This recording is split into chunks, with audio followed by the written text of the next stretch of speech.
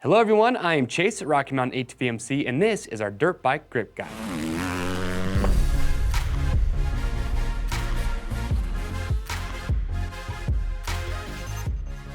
All right, so as you can see on the table in front of me today, well, we're talking all about grips. Now at Rocky Mountain, we have a massive selection of grips that you can choose from. This can be a really good thing, but it can also be difficult in knowing what grip is going to be best for you. You got a lot of things you need to consider. What kind of compound do you want? Do you want a soft, maybe a medium compound? Or maybe your style, do you want full waffle, half waffle, third waffle, lock-on? You know what, the list just goes on and on and on. So today, we're gonna give you the information that you need so that you can pick your next set. Now when it comes to grips, most riders will find a grip that they like and they'll typically just stick to that grip. But if you're looking to try something new, or maybe you're not quite sure what grip is gonna be best, well luckily, grips are fairly inexpensive. So what I recommend if you're not sure is maybe pick up a couple different sets and try them out, or you can ask your riding friends what they like and what they like about their grips, or if you're in a big group of riding friends, go around, check out everybody's grips and see which one you think might be best. So now, let's grip it and rip it. So the first category we're gonna cover is gonna be your compounds and your construction. So in the world of grips, you've got three main categories. You've got your soft compound, your mediums, and then you're gonna get into your multi-density compound. So let's talk about each one individually. So first up is your soft compound. So soft is going to give the most vibration damping, the most comfort for a rider's hands, but the biggest benefit to these is going to be the added grip. Okay, that softer rubber just gives that tacky, grippy feel that riders like, especially in wet and muddy conditions. So if you ride in a lot of conditions like that, this would be a really good compound choice.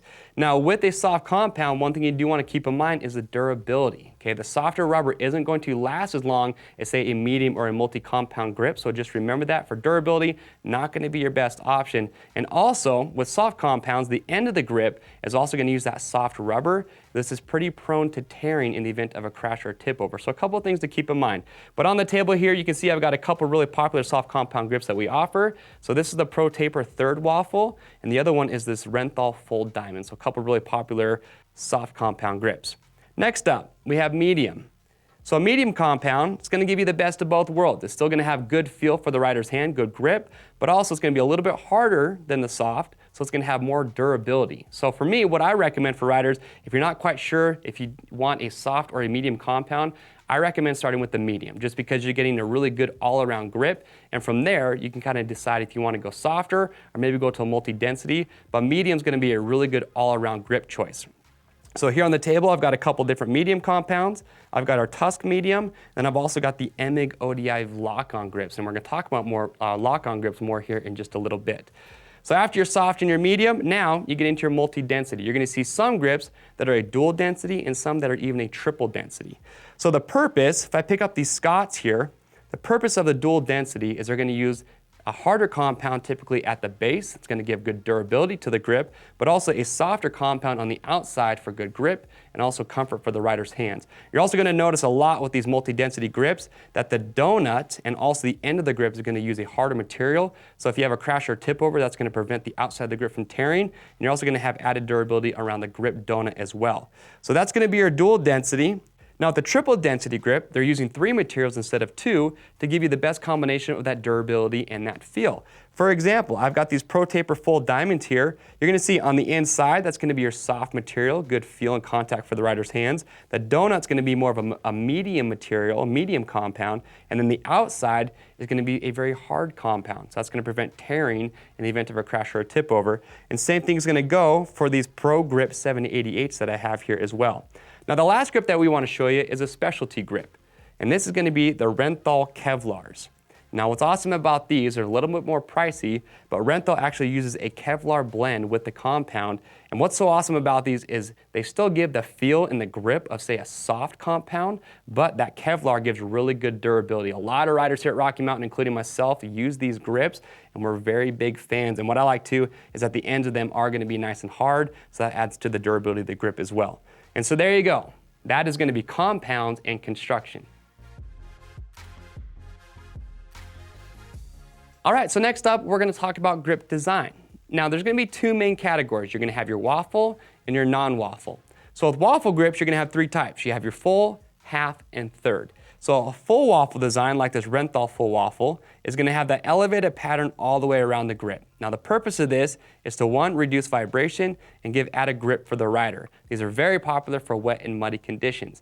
Now one thing I would be cautious of with these is that if you're a rider with smaller hands and you prefer a thinner grip, well, this full waffle design will make the grip feel a little bit larger in your hand, so just keep that in mind. But from full waffle, then you have a half waffle.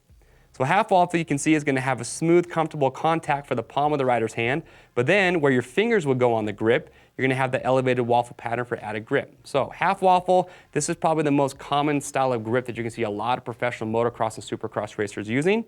And lastly is going to be your third waffle. This is the type of waffle, the pattern that I myself prefer because I have a small to medium hand size. So the third waffle is just going to have less of the waffle design, so it just makes the grip feel a little bit thinner in my hand, and that's what I prefer. So for riders with smaller hands, that third waffle will be a really good option. Now after your waffles, now you get into your non-waffle design. And we have a lot of different options when it comes to these. But a couple here on the table that we really like are going to be these Renthal Full Diamond and also the ODI Troy Design grips. So with a non-waffle, you can see on the outside, typically you're going to have a rough finish on the outside. That's going to help with rider grip. And also something really popular with non-waffle grips is that they do feel the thinnest out of all the grips that are out there. So if you're a rider that really wants a thin feeling grip and you have small hands, I would go with a non-waffle design. They still give good grip, just not as big feeling. But one thing you do want to keep in mind with these is that in wet or muddy conditions, and I've experienced this myself, is not having any of that waffle design on there, you do lose a little bit of grip when it gets wet and muddy. So just remember that.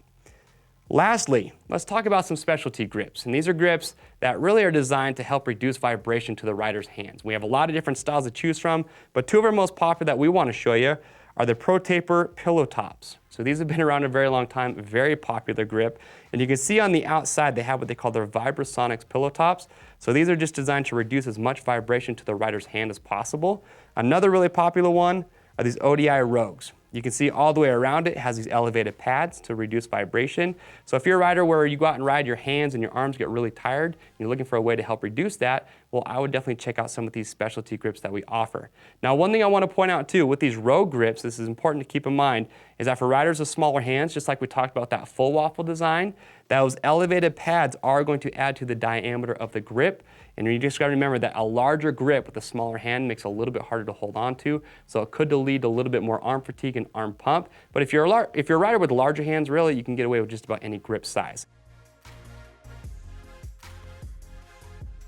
All right, so next up, let's talk about installation, and then let's talk about lock-on grips. Now, most of you out there, I'm sure, have installed a set of grips before, but if you haven't, not a big deal. We have a how-to video. We show you step-by-step how we like to do it here at Rocky Mountain. But what you're gonna find is most riders are gonna use some sort of grip glue and safety wire to hold their grips in place and keep them secure. So this is a method that's been tried and true. But if you're like me and you're not a big fan of removing and installing new grips, well, that leads us to lock-on grips. I'm a huge fan of these.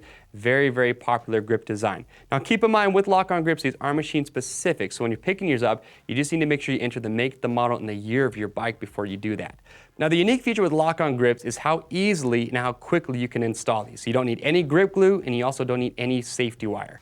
So the throttle side is actually molded, the grip is molded to the throttle tube. So you're just gonna take your stock throttle tube off and slide this on and then install your throttle cables the same way you would with your stock throttle tube. And on the left side, you're gonna see it has a pinch bolt on the end. So you're gonna take this and slide it on the left side of your handlebar, rotate it to where you want the grip to be, and then tighten down that pinch bolt, and you're good to go. It is literally that easy. And also another feature I like about the lock-on grips is the ends are really hard and very durable. So if you do have a crash or a tip over, much less likely to rip or tear these. And you can see on the table we have a couple different options to choose from, both for brands and style-wise. These are the EMIG lock-on grips. These are actually coming in a lot of cool colorways. So if you want a customized color and a customized look for your bike, check out the EMIGs. You also have the ODI V2, which has been around a long time, tried and true. This is the one that I really like. And you also have the Torque ones. So a couple different options to choose from, but again, if you're a rider like me, you're not a big fan of taking off and putting new grips on and using safety glue or safety wire, then definitely check out lock-on grips. All right, so real quick, the last category that we want to cover is going to be with heated grips. So if you're dual sport and adventure riders, even dirt bikers, or maybe you want to convert your dirt bike to a snow bike during the winter months, you got to keep those hands toasty warm. So we have a couple different options you can choose from. One's going to be our Tusk Grip Heater Kit. So these actually install underneath your grips on the handlebar, and then you put your grip over top of it. Another great option are these heated grips from AIM. So these are a molded grip. It's a full waffle design, and they're a clamp-on style similar to those lock-on grips that we just talked about earlier. The cool feature with these grips from AIM is that they have 6 different heat settings that you can choose from. Now with these in install, you just want to keep in mind, you want to make sure that your stator does have enough power to run your heated grips. If you do have questions about that though, you can comment below, give us a call, or chat live with one of our friendly CSRs, and we will get your questions answered. All right, everyone, so thanks for watching our dirt bike grip guide. So now that you have the information that you need, well, you're ready to pick up your next set. So to see all the grips that we talked about today, along with all the grips that we offer here at Rocky Mountain, you can click on the link or head over to RockyMountainATVMC.com. And I would love it if you would comment below, let us know what grips you have and what you like so much about them. That's really gonna help those riders out that are looking for their next set. Remember guys, orders over $75 ship free. If you like this video and you wanna see more like it, well, don't miss out and click and subscribe. I'm Chase at Rocky Mountain, and we'll see you on the trails.